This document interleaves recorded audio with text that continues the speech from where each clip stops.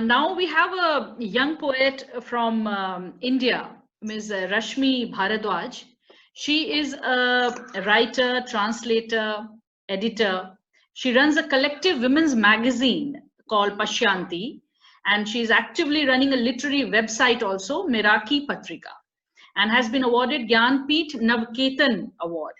Now she's going to recite some poems which she has penned down in the recent times, I think, also on the subject. Rashmi.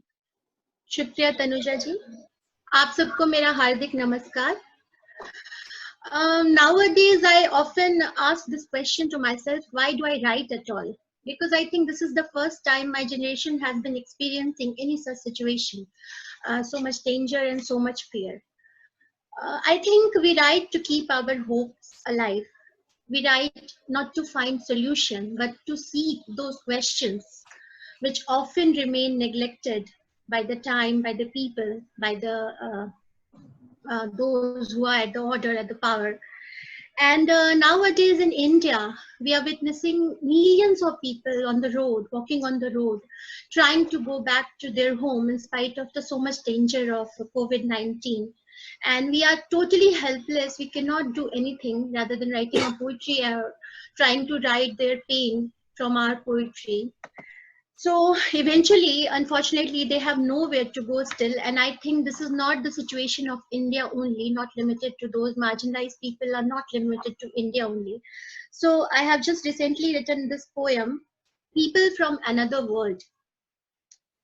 Hindi title is Dusri Duniya Ke Log. So I'm just reading the translations. The earth resonates with their footsteps. Her chest soaked with their sweat. Those who had held the globe are walking back towards their homes. With centuries of hunger in their backs, the unending journey nestled in their feet, flowing with the blood dripping from their tattered sleepers. And yet, they have been walking for centuries, holding their children's hands from one end of the earth to the other, in search of a safe heaven. Their memories are filled with cries of hunger, and their present is etched on their souls. In the name of future, only the bags on their shoulders. They sometimes jump from ships into the ocean. Sometimes are flung from trains. Often their bodies are found mangled on the road, and yet they have been walking undeterred for centuries. They know no more calamity can kill them. They will die in the search of a home in an alien world.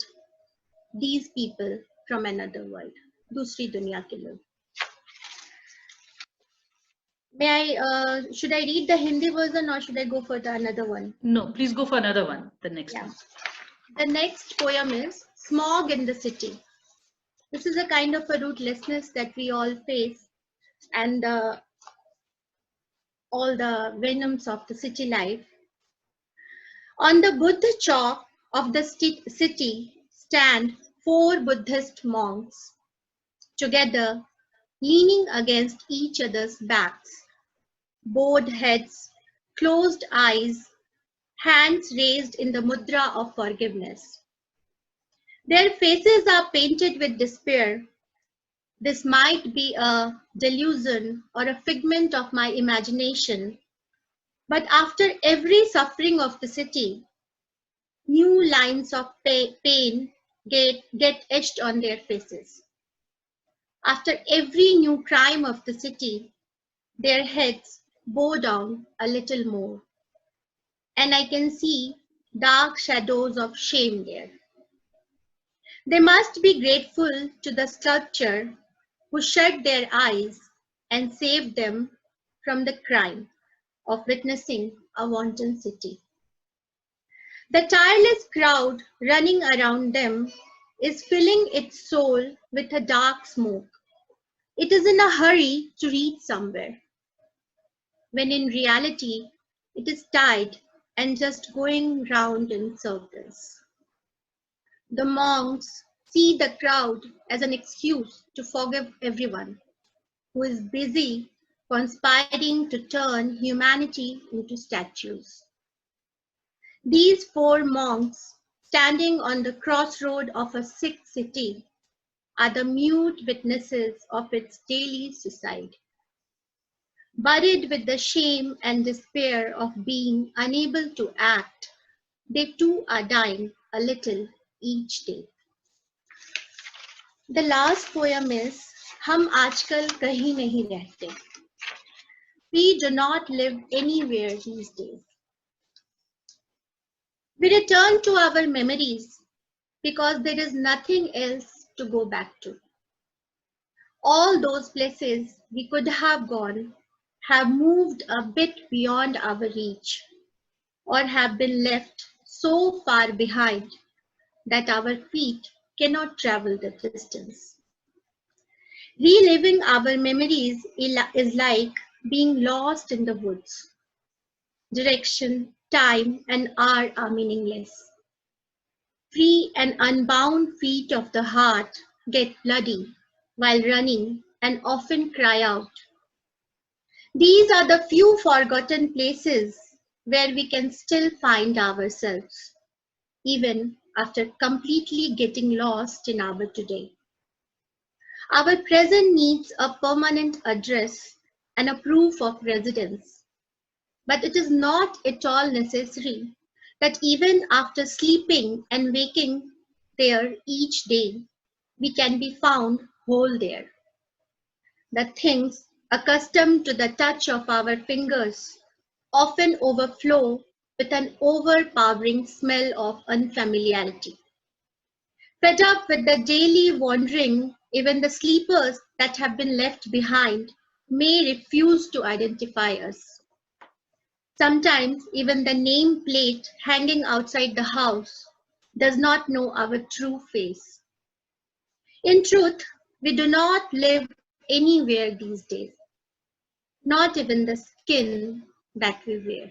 Thanks a lot, Tanuja. Thanks a lot to everyone. Thank you so much, Rashmi. I mean, these lines really resonate with, I think, what we are all going through this lockdown period, where we are ourselves kind of closeted in a jungle of memories. We don't know what is going to happen in future. Our next poet is Mr. Roland Orchik. He's a very well-known Hungarian poet who not only writes in Hungarian, but also translates from Yugoslavian languages. He's known for his critiques, translations, and poetry, adorned with several awards. One stands out is the János Zsiveri Award for his outstanding work. He's going to recite his poem Spoiled Saint right now, and also he's going to talk about Tagore and how Tagore has reacted to turbulence and crisis. Roland. Thank you very much. I hope you hear me well. And I want to thank you for this invitation. And I think it's a great thing to do these kind of things because in our isolation, our imagination will open. I hope so. Or close down. If the poem is bad, our imagination will close down. If it's good, it will open. So let's hope it will open. So I will read my poem, Spoiled Saint. I was 2 times in India, and I wrote 2 poems about my experiences. Even if some writers claim that you should never write your impressions about your tourist trips, but I had some interesting experiences in India, so I could not resist to write some poems. I write 2 poems, by the way. One is connected to my experience in Guwahati, where I was in the Navagraha temple. Another one, which I wrote, is connected to Nizamuddin Zawliya in Delhi. So these are One is Hindi, another is Sufi or Muslim, but I'm not Hindi, I'm not Muslim, and still I had some, it had some impact on me. Anyway, I will read the Spoiled Saint. This is about my experience in Gauhati Navagraha Temple. Flexing up the narrow serpentines of Chitrasal slope, up to the church of 9 celestial bodies. In the parking lot wandering tourists, garbage and monkeys. The rusty white door of the church wide open. Anyone might enter. I pull off my shoes at the red stairs, step barefoot on the warm stone, and set off for the squat chapel with a rigid dome. Golden bells, like others, hang on top of the peak-arched entrance. As when you look up at the August night sky, peace in the sanctuary's gloom.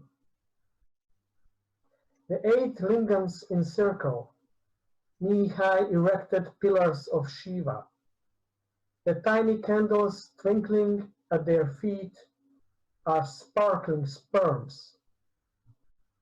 I pass round the lingams clockwise. My body's force is my mind's. The priest behind encourages me to step into the center. The 9th one, the sun, is waiting for me there. As if I was walking on warm black wax, soft stone under my soles. I lean down to the sun. I would photo the space enlightened by candles, but my phone is dead. Someone laughs outside. A scrapping monkey of smaller size. One step ahead of it, an open rift. Underneath meanders as a green anaconda the virile stream of the river of Asia. The Spoiled Saint Brahmaputra. Was translated by Zoltan Vengel. And do I have a few minutes to say something about Tagore? Yes, yes, please go ahead. First, I want to say hello to Margit Köves. I'm very thankful for her. She helped me very much about India, and she's a very good friend. So you should meet, if you don't know who is she, you should meet her. Anyway, so Tagore and crisis, and this crisis which we live now. So Tagore also lived in the age of crisis. First World War, Second World War, different kind of diseases. So the crises were all over. Anyway, this crisis, in this period of crisis, Tagore's offerings, his volume of poetry, was a book like written in some other age, in some other dimension. Because if you take a look on that book, it was translated in 1912 by the author in English language. So in this book, I can find a universal language. It is very important because in the age of crisis, the nations, the religions, the people are they are locking down themselves.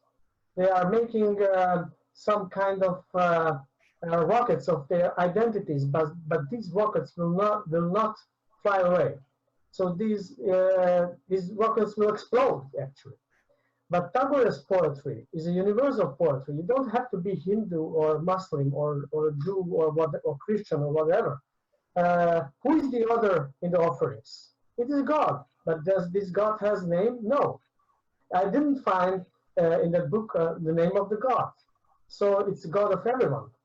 This is something which is very important in the age of crisis. That if we look in that way, then we can practice our solidarity with the other. we will not make differences in the terms of nation or religion or gender, so whatever. Everybody has to be together now, like in Tagore sport, which has this universal potential. So that's why I find his sport very interesting. And last year, Gabor Landskor made a small selections of Tagore's offerings and from Ashwani Kumar's poetry, and it was published in a small book. So Tagore is again here, and stay safe and all the best for you. Thank you. Thank you. Thank you so much, Roland. Thank you so much. You are absolutely right. Today we have a common problem. The entire world is one. It's like you know, we are in true sense, we are together in this time of calamity and crisis. Now, well, अब जो शख्स हमारे बीच आने वाले हैं, उनकी शुद्ध शफाक हिंदी से शायद आपको ये गलतफहमी हो जाएगी कि वो एक हिंदुस्तानी है, लेकिन वो एक हंगेरियन है. और I would like to introduce our next poet. Yes, Peter Shagi. Well, he is a very, very creative mind. He speaks Hindi flawlessly. He prefers to write and speak in Hindi mostly. Dr. Peter Shagi, please tell us what you're going to read today. And I think it is going to be in Hindi. जी, सबका सभी सम्मानी भागीदारों का नमस्कार करना चाहता हूँ. समापन की तरफ बढ़ते हुए मैं मात्र एक कविता पढ़ना चाहता हूँ, लेकिन मैं उम्मीद करूंगा कि यह सिर्फ एक कविता मात्र नहीं है. हंगेरियन 20वीं सदी के प्रारंभ के हंगेरियन साहित्य के प्रमुख हस्ताक्षर हैं तोतारपाद, और शायद इस गोष्ठी में अलग अलग हमारे मन और मनोविज्ञान की बातें हुई हैं, तो प्रदूषण और हमारे पर्यावरण की बातें हुई हैं, और उन बेचारे मजदूरों की भी बात चर्चा हुई है जो अभी भी घर नहीं पहुंचे हैं. और इस बीच हम समाज में और अपनों के बीच हम खुद को कैसे पहचानते हैं, इसकी बात भी हुई है. तो एक शाम को मैं खिड़की के पास खड़ा रहा और चांद सितारों को देखता रहा, क्योंकि हम बात कर चुके हैं कि प्रदूषण कुछ कम हो चुका है तो ये ज्यादा चमकते हैं. और फिर ये कविता याद आ गई तोतारपाद की. तो विचार उनके हैं, मैं केवल हिंदी में उनके विचार प्रकट करने की कोशिश करता हूँ. और चाहे हम इस कविता को एक कहते हैं एक प्रेम काव्य के रूप में भी पढ़ें, या फिर इन सबको ध्यान में रखते हुए, लेकिन शायद हम पर इसका असर पड़ता जरूर है. तो सुनिएगा. रूह से रूह तक.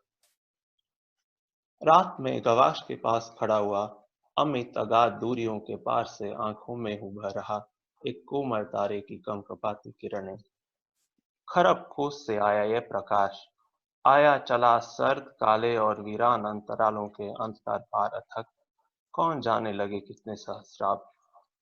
स्वर्ग का एक संदेश आखिर जिसने इस आंख में पाई मंजिल मुझतका, और होती है शान जब उस पर डालूं अब कफन अपनी मांदी पलकों का. पढ़ा था कभी छन कर धीरे रासायनिकों के सूक्ष्म यंत्र से, दिव्य प्रकाश है खबर इस उदास धरती और देश से मिलते तत्वों की. अपने भीतर पीकर लहू में बदलूं और मौन सोच में डूब मगन ध्यान करूं. क्या प्राचीन दुख जोत लहू को रोती, पृथ्वी को अंबर तत्व तत्व को. सितारों को एकांत है सताता, रिक्ति में बिखरे लाख करोड़ अनाथ. और कि अब हम मिलेंगे भी कहाँ, बर्फ निशा अति दूरियों के पार.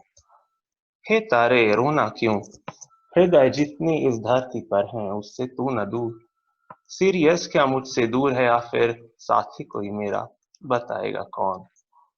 हाय रे दोस्ती और हाय रे दिल लगी, हाय रे ये राह, ये रूह से रूह तक की, भेजते हम आंखों से मंद किरणें, अपने बीच पर बसती वीरानगी। तो इस छोटी सी कविता से कार्यक्रम का समापन करना चाहूँगा। और हमें शायद इस कविता से महसूस होता है कि जब हम अपने प्रियवरों के आगोश के लिए तरस जाते हैं तो उनका क्या महत्व होता है हमारे लिए, और हम ये भी सोच सकते हैं कि दूसरे लोग जब भी उनको तरसते हैं तो वो कैसा महसूस करते हैं। इतना ही। बहुत बहुत धन्यवाद पीटर, बहुत ही खूबसूरत अनुवाद आपने की इस कविता की। अब हम वेबिनार में इसको ओपन करेंगे एक दो सवाल के लिए। अगर जो हमारे दर्शक गण हैं वो अगर अपने माइक्स को अनम्यूट कर दें, और किन्हीं को अगर कोई सवाल करना हो। मेरी तरफ से चूंकि अनम्यूट नहीं हो रहा, इसका मतलब आप लोगों ने खुद कर रखा है, तो अगर आप करना चाहें तो कर लें।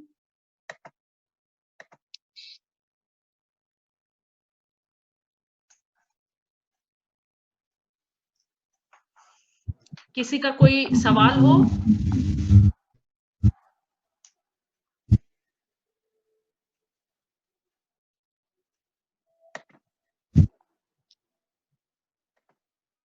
मैं लेखकों को भी अनम्यूट कर देती हूँ। मारिया जी,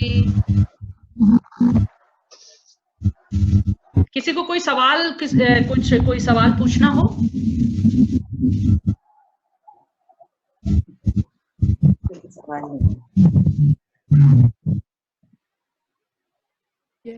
Anybody who wants to ask a question? Hello. Yes, please. Good afternoon, ma'am. I'm Dr. Sneh Gupta, Hungarian diploma student. Ma'am, I would like to ask one question to Yes, Amish please. ji. As he has written a lot on ancient Indian mythology. So I just would like to know that is there any answer related to this pandemic in our ancient mythology? How can we console ourselves? How can we take help from the ancient epics of India? He has written a lot. Interesting question. No, there is no reference to the corona pandemic in our epics, but but there are medical texts that are available, Ayurveda medical texts, which speak of diseases which are very similar to respiratory diseases which could be spreading, which is what corona is essentially. And it's not just those texts, but even the if the Indian text is a graduation course, all our texts, because it's an entire library, the Ramayana and Mahabharata are like the first standard. It's the entry level. So even the Ramayana and Mahabharata have speak of practices which we should all follow, basic hygiene practices, and then they say that it's a good way of life. So the kind of meat that should be avoided, for example. You'll notice that at least in the recent past, the last, since when records have started, for the last few centuries, none of these pandemics have emerged from India. They've emerged from a few other countries, but very rarely, these pandemics which actually emerge from animals and then cross over to humans. There was a medical report I was reading. Perhaps a large part of that is because many Indians are vegetarian. So is that a healthier lifestyle? Probably worth considering. You'll notice that even Indians, I mean, nearly a third of Indians are vegetarian. But even those who eat meat very infrequently, maybe once a week. It's not like a daily habit. Also, there is an environmental benefit of not eating meat as well. One of, Oxford University in the UK had, there's a report that had come out that just the meat industry, the mechanized meat industry, which is essentially beef, bacon, and poultry, leads to more greenhouse gases than all the automobiles in the world combined. Gives you a sense of, so is vegetarianism a healthier diet? It shouldn't be forced. I'm not suggesting that, but is it something that human beings can start considering? Perhaps those are some learnings from these pandemics. What kind of lifestyle can we have which will lead to a lesser likelihood of such pandemics happening? And of course, a very good side effect, better for Mother Nature. Thank you so much, Amish. Any other question for any other writer?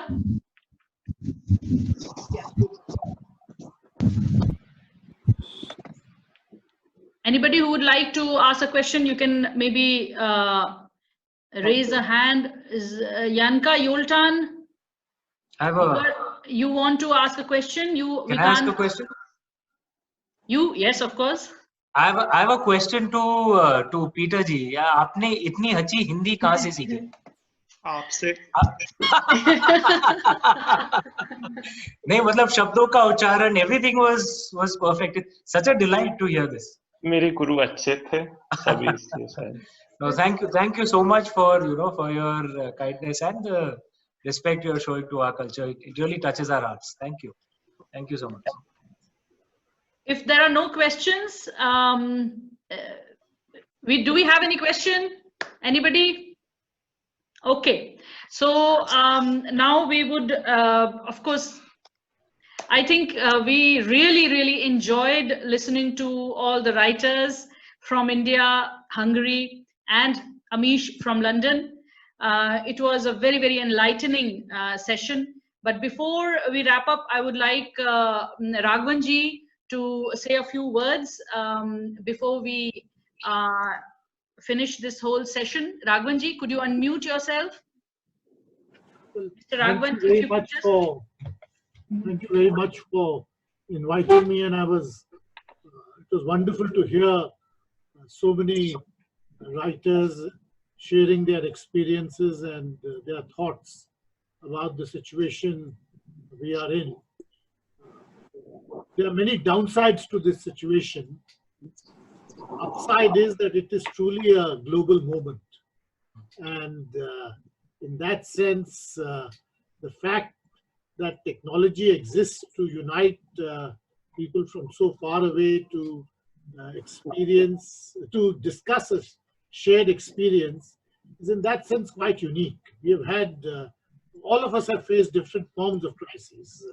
Usually they have been regional or national crises, but this is truly a global moment, and even those who mark or talk about the end of globalization who take note of this, that this is the same headline all over the world, and that itself makes it to be an experience which I'm sure writers will write about for many years to come. I'd like to congratulate all of you for coming together, and I'm very happy to see Amish. I've read his books, but never had the opportunity to see him. So it's wonderful to be at least sharing the same screen for a brief period. Thank you very much. And thank you, Ambassador, for organizing it and for inviting me. Thank you, sir.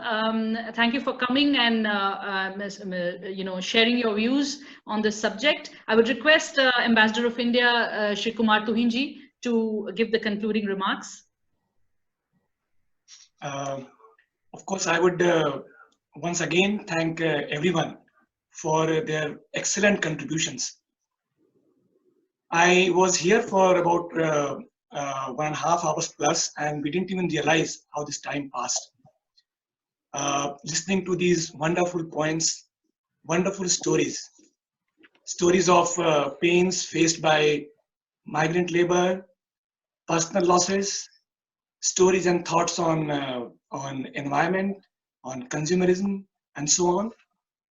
What came out clearly was that while we were in this together, the boundaries of time and the boundaries of geography really didn't matter. We were speaking in Hindi, we were speaking in English, we were speaking Hungarian, but we were all connected by the same emotions, by the same human values. And I think this is which we will really truly cherish out of today's webinar. When I was again also a small boy in my school, we used to have these Antakshari games. And in Antakshari, we never say 2 or 3 lines. We were asked to narrate whole poems. And I'm again very tempted now to say a few words from Harivansh Rai Bachchan, which in a sense actually summarize the feeling which we all have now. And again, I will recite it in Hindi. जाएगा उड़पाल होकर तार तार विशद गगन में, टूट कर मस्तूल सिर पर आ गिरेगा एक क्षण में, नाव से होकर अलग पतवार धारा में बहेगी, डांड छूटेगा करों से पर बचा यदि प्राण तन में, तैर कर ही क्या न अपने ध्येय को मैं जा सकूंगा, मथ चुके हैं कर न जाने बार कितनी विश्व सागर, धूलि में नभ क्या इसी से बांध दूं मैं नाव तट पर. Of course, we cannot stay at the shore itself. We need to swim. So with these few words, thank you very much, Tanuja, and I give the mic back to you. Thank you so much, sir. And I think we could end with a big round of applause for all of us. Maybe we can. May I add one thing? Yes. May I add one thing? Ambassador Kumar Saab, आप तो बहुत शौकीन है. You quote, poetry so beautifully. And Harivansh Rai ji is one of my favorites. A pleasure to hear you, sir. Again, Anish, great to see you, and wonderful to again share screen with you. Thank you. Raghavan ji, I hope to catch up whenever I'm in Delhi next. So with a promise to continue this interesting series with more recitations from all of us, from our favorite poets and all the authors here, I would like to thank all of you, all the writers from India, all the writers from Hungary, and Amish, and Sir, Mr. Raghavanji, Sir, Ambassador Kumar Tuhinji, everybody, thank you so much for joining and making this webinar, my first webinar, a great success. Thank you so much. Thank you. Thank you. Thank you, Tanuja ji. Thank you. Thank you. Thank you, Maria ji. Thank you. Thank you. मिलकर बड़ी खुशी हुई. Thank you so much. Thank you very much, Tanuja. Thank you so much. Thank you. And thank you. All of you.